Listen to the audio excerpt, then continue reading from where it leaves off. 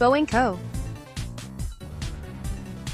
was agonizingly close to a software fix for its 737 MAX jetliner when an Ethiopian Airlines jet plunged to the ground March 10, the second deadly crash in less than 5 months.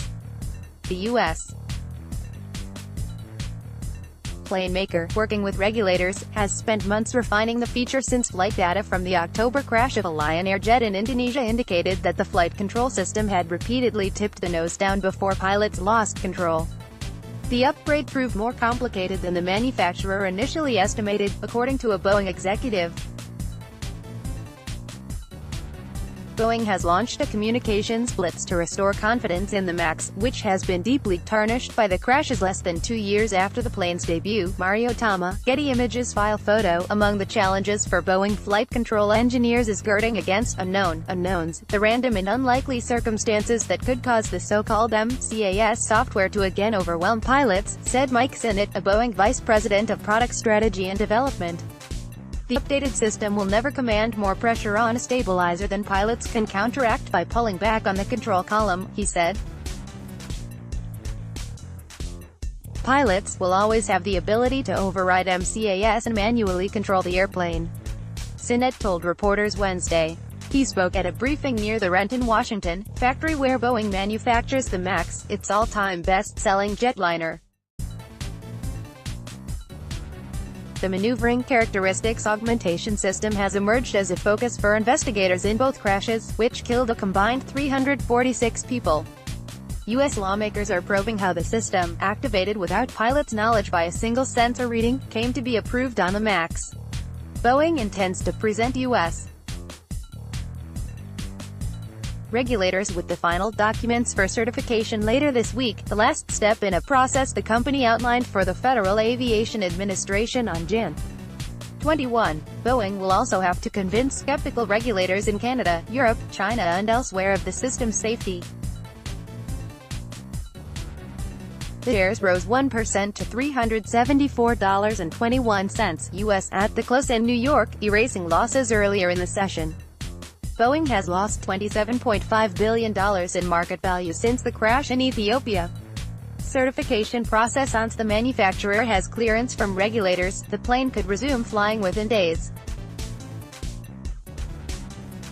The software patch takes about an hour to download, while airlines will also need to retrain pilots using new materials the company has refined. Boeing has launched a communications blitz to restore confidence in the MAX, the revamped version of its workhorse single-aisle jet, which has been deeply tarnished by the crashes less than 2 years after the plane's debut. The company has been meeting with airlines and regulators worldwide, and it held detailed briefings for reporters and 200 pilots and industry officials on Wednesday. The redesign, intended to prevent MCAS from deploying in normal flight, has gone through months of testing, starting with hundreds of hours of desktop simulation, Sinnott said. Then it was tried out on hardware in a laboratory, on fixed-base simulators and then through ground and flight tests. Production aircraft deliveries, of which have been halted by the global grounding, have been flying the new version of the software for a couple weeks now, he said. Added safety. Before the crash in Ethiopia, MAX operators including Southwest Airlines Co. had gotten wind that the long-awaited software change was in the works, without having received details. Southwest, the largest operator of the 737 MAX, said it was encouraged by Boeing's proposal now.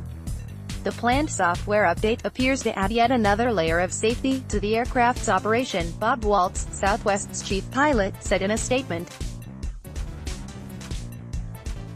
American Airlines Group Inc., the world's largest carrier, also welcomed the changes. We were confident flying the aircraft in its present state, said Roddy Guthrie, 737 fleet captain at American, who was at the Boeing briefings and has flown a simulator with the MCAS update.